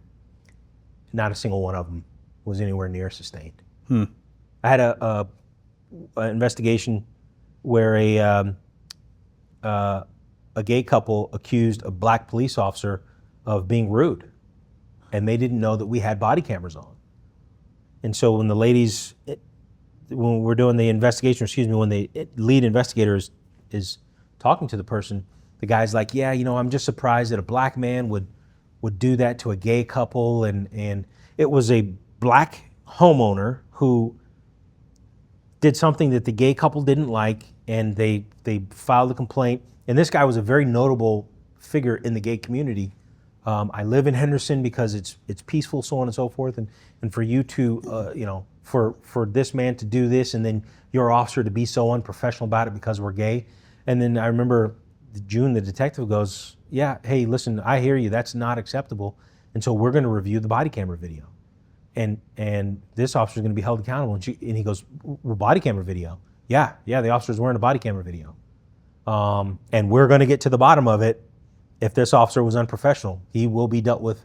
He goes, well, I don't want anyone to get in trouble. This is just my opinion. She goes, oh, no. Sir, we take these things very seriously, very seriously. And this officer was the nicest guy that you could imagine. Yeah. So people are a lot smarter these days about it. First Amendment auditors who file complaints are fairly dead on. They know the law, they've been through it enough times, which I don't like First Amendment auditors, but you can't get no truer test of the First Amendment than an auditor. Right. Right. But overwhelmingly, they're not substantiated. That's different than an internal allegation of unreasonable force.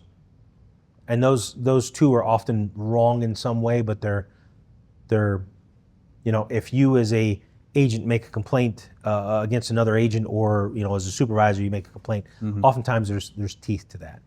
Some type, but still doesn't mean it's right. All right. How did law enforcement affect your family? I had this conversation with my family a lot, where, for lack of a better term, they just thought I was a dick. And I can't say, if you hold it up against a standard of being a loving, caring father who was always emotionally available to their kids, like I think I failed in that. And that's one of those things that I always talk to younger officers about. Like, everything that I did wrong, I always try and tell them, hey man, listen, this is how this is gonna affect you, and this is what you don't wanna do, right? And it's one of those things where it's done irreplaceable damage, or damage that can't be fixed with my family. I think they understand it a lot more as they grow but there's a period where they don't understand it. They don't understand why you won't let them go to their friend's house. They don't understand a lot of things because you only see the worst in the world at all times, every day. And you see the randomness of it. And so it can leave you afraid for your kids.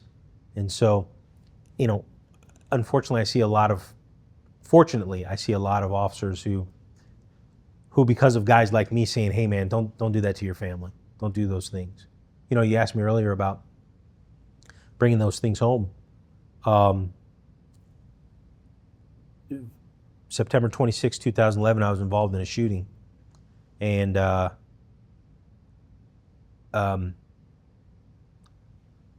recognized, I don't think I said goodbye to my wife today, or my kids.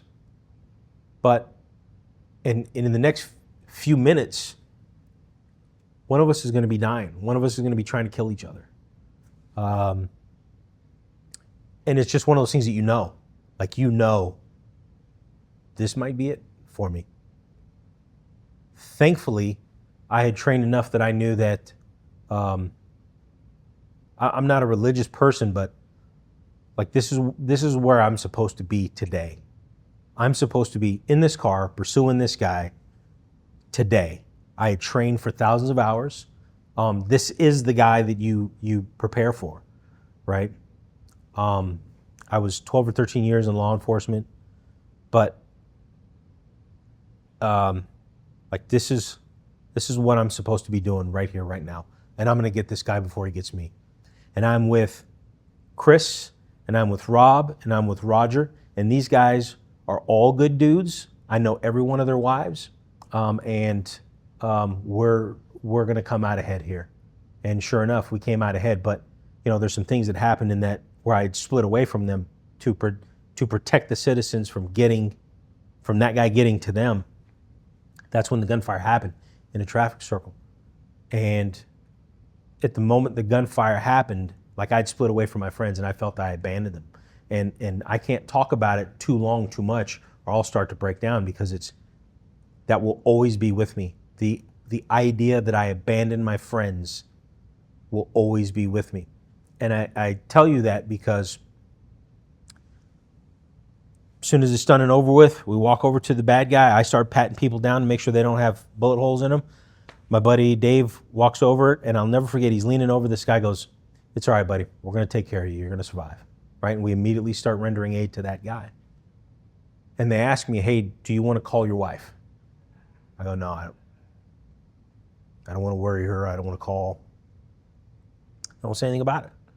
I get home and she goes, "Did you shoot somebody today?" And, it's just one of those things that, you look back over time and you think, I still think it was worth it, but there's a lot of things that I could have and should have done different. And I think that in a way, she was happy that I didn't call her and say those things, right? So if you look at what was 19 years of deployments and high-risk operations and jumping in shark-infested waters, and I didn't tell her those things, right? Because it was real for me. Even as a kid, it was real, and I understood that,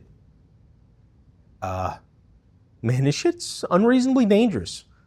People don't survive doing some of these things. And I just didn't want to bother her with those things because, I didn't want her to think every time I walk out that door, I may never come back. I didn't want that to be her thought. And I'm sure she knew it. I'm sure she thought it, but I didn't need to say it and bring it home. And so, does it cause problems? Did I do it the right way? Yeah, it causes problems. I don't think I did it the right way. I did it the best way I thought was reasonable, because there was no guide for it, right? We didn't have mental health counselors and guides and things like that. Had somebody called her?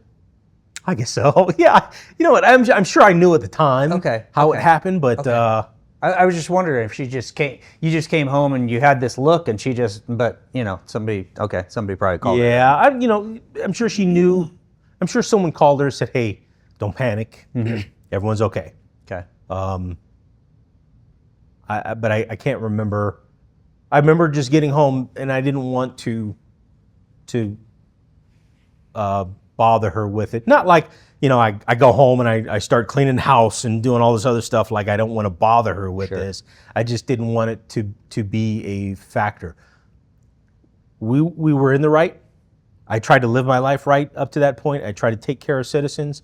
I tried to do everything that we could do to get this guy into custody peacefully, so to speak. It was a vehicle pursuit that ended up in a shooting where he stopped and he ambushed us. He did it on purpose. It was a suicide by cop. But he did shoot at us. Most people think suicide by cop, they just feign it, but he did actually shoot at us. Luckily, I don't think I hit the guy, but he held no shrapnel. But and so I just didn't want to. I wanted to live life as normal. I'm not denying the reality of what occurred, but this is the reality every day. There's something screwed up every day. When you asked me earlier about seeing Lance and sending him to psychologists, Officer Scotty D rolls up on a hit and run or something like that. I can't remember. He'd been on for 20-something years, and he sees the suspect of the hit and run a couple houses down. He goes over to confront him. Guy puts a gun to his head. Before Scott has a chance to engage him, shoots himself. It's just a hit and run. It's a DUI. This happens minute by minute in the Las Vegas Valley, right? And it's no big deal, right? Guy's going to do FSTs, and who knows what was going on in that guy's life, and he shoots himself right in front of Scotty. And I remember getting there, and Scotty's not the happy-go-lucky surfer Scotty. And I tell the sergeant, hey man, it's one thing I always did. I went to his sergeant after I was put in check by Kevin, and I recognized, we need to look out for each other's mental health. I go to a sergeant, I go, hey man, he's not normal, right? He's like, yeah, no, Scotty will be fine. I go, I don't know, and so I remember coming in and work the next night, and there's Scotty back at work. Same kind of 1,000-yard stare, and I'm going, what are we doing? Man, what are we doing? And I think Scotty ends up retiring a little while later and doing okay, but you see these things night after night after night, day after day after day, that eventually, and you get good at handling those things. You get good at addressing those things, but it's at the cost of a little bit of you. Two last questions for you, Danny. Looking back on your career, even from when you started in the military till now, did being in the military and law enforcement affect the way that you see people? It did. And then retiring made me see people in yet another light.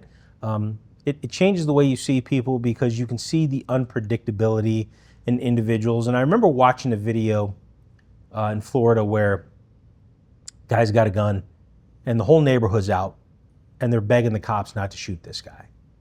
And the cop is indifferent as can be, and the guy comes out with a gun and the cop shoots him. And in that moment, I recognized the two different worlds that each of those groups are in. Okay, here you have a group of people that love this guy who's flipped out, and I think he'd actually shot someone or pointed a gun at someone. I can't remember what it is, but now he's going to walk outside. And the cops, they're begging the cops, please don't shoot this guy, so on and so forth. And then you have a law enforcement officer who appears cold and indifferent to it. But that law enforcement officer is there to stop what already had occurred. Okay, and he's not getting caught up in the emotion of it, and he's not getting caught up in the drive, and quite honestly, he's just simply doing what he's supposed to do. Okay, and when the guy comes out with a gun, I think he points it at the cop or he points it at the civilians, and the police officer shoots him. And that is what it is what it is, and it's hard to say it, but in that video, I actually kind of understood what the people were going through. They're witnessing a horror at that time, but it doesn't change anything. And then, after I retired, I recognized, Kevin Gilmartin makes this joke about if you say Scoutmaster to the public, they think, oh, the guy who loves kids and wants to teach them to be responsible young adults and so on and so forth. If you say Scoutmaster to a park ranger, you'll think of an idiot who leads kids into the forest to get lost. If you say Scoutmaster to a sexual assault detective, you'll think of a guy who uses that to touch kids inappropriately, right? Because each of those people see things in those different lights. And so when I was a police officer, I had to see things in a different light and try and keep my humanity. And I did that very well later on in the career. But once I knew the difference between a suspect and a citizen, you might be a citizen as a suspect, but you have something to lose here, okay? And then once I retired and I didn't have to enforce the law, I didn't have to do these things, then I started seeing people a lot easier, a lot better for, they are who they are, right? My sister died of a drug overdose. My whole family is felons, drugs, gangs, prison, and that's my family, right? And I get it. Those are people that I love. And when you hear someone say he was a loving, caring person, he was a loving, caring person. He was, to that family and to the people who knew him. But to the officer placed in that position, this is who he was. And so saying all that to say, I can see people a lot better for who they are, and I'm a lot more accepting of people and their faults. Yeah. I don't have to do anything about it. Just all I have to do is just smile and hug them, and that's it. You know what I mean? And they are who they are. Yeah. Would you do anything different in your career? Yeah. I would do a lot of things different. I was always good at recognizing that things are a skill. Almost everything is a skill. So you can get a lot better, a lot faster. And in my last couple years, I worked with a very young squad, and I put everything I had into them to develop them and see the long game of law enforcement for them. If I had a person who had committed a sexual offense that the case was pretty much solved, well, I knew Jessica wanted to be a sexual assault detective, right? So I'd bring Jessica over and I'd say, hey, interview this guy, right? Make sure you follow these rules, so on and so forth, interview him. And now she's getting repetitions investigating a sexual assault guy, or whatever the case is. But probably I will just call it a failure, is not taking care of myself the way I should have, taking care of my family the way I should have. I remember running to a guy who I think would be a great SWAT guy, great canine guy, has everything that he needs, cool under pressure. I go, hey, Cody, why don't you test for SWAT? He goes, man, I got kids. He goes, I'm gonna finish my career in a patrol car. I'm gonna go home to my kids every day. I thought, damn. Yeah, that's cool, man. Mm-hmm. That's cool. City of Henderson needs great SWAT guys. City of Las Vegas, state of Idaho, they need great people. But your family needs you too. And so it's a job that can never love you back. And we've seen the downstream effects of not treating your kids the way they needed to be, not being there for them. And your kids will never forget those things. I never asked if you had kids, but your kids will remember certain things. We took them to New York City and Times Square. They will never forget that their entire life. They remember those things. But they also don't forget the times that you weren't there to wave at them, at one of their school plays. And so it's a delicate balance, and you do the best you can. But yeah, I heard this guy talk about it, the SEAL Team 6 guy from GBRS, DJ Shipley. He says it's all dials, right? Or knobs and switches, dials, I can't remember. But he's like, at this time, I turn it off. At this time, I dial it up. I'm not available for my family between this time and this time. I'm not. They don't contact me, I don't do those things. And so I wish I would have had a mindset like that. There's times and places that I am at work, this is a work thing, I get it. But then there's times and places where, hey man, don't call me, right? Don't call me. I'm with my family. And I wish I would have done those things. But, you know, it's life. Life, you know, they give you the test and they teach you the lesson. So. Thanks for the interview, man. That was a lot of good wisdom in there. I really appreciate it.